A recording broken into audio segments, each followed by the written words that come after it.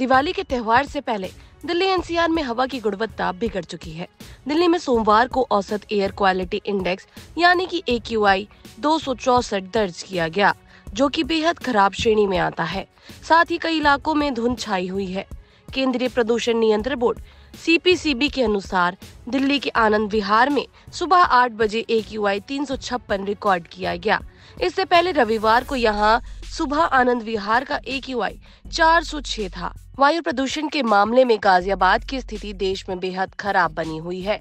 सोमवार सुबह गाजियाबाद के वसुंधरा में AQI 265 और संजय नगर में 287 दर्ज किया गया। वहीं नोएडा के सेक्टर 62 में AQI 269 और सेक्टर 125 में AQI 275 दर्ज किया गया। तमाम दावों के बाद भी अधिकारी प्रदूषण रोकथाम में पूरी तरह फेल हो गए हैं। यही कारण है कि रविवार को गाजियाबाद देश का दूसरा सबसे प्रदूषित शहर रहा। यहाँ की AQI 324 दर्ज की गई। इससे लोगों की आंखों में जलन रही। कहाँ कितना है AQI?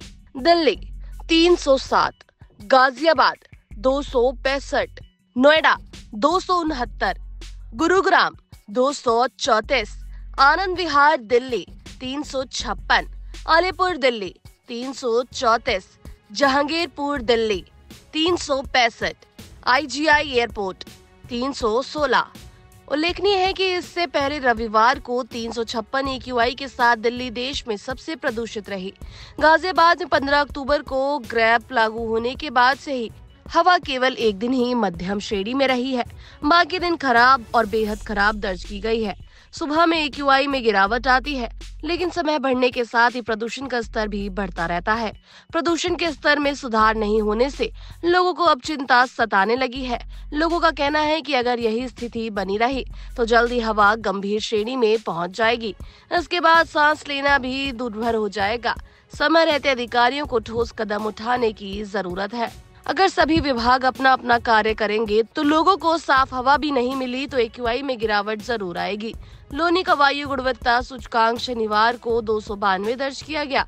रविवार को 58 अंक की बढ़ोतरी के साथ 350 दर्ज किया गया। यहाँ की हवा संजय नगर, इंदिरापुरम और लोनी में सबसे खराब रही। इंदिरापुरम का AQI भी बेहद खराब श्रेणी में 318 रहा। इन इलाकों में लोगों को प्रदूषण के कारण आंखों में जलन रही।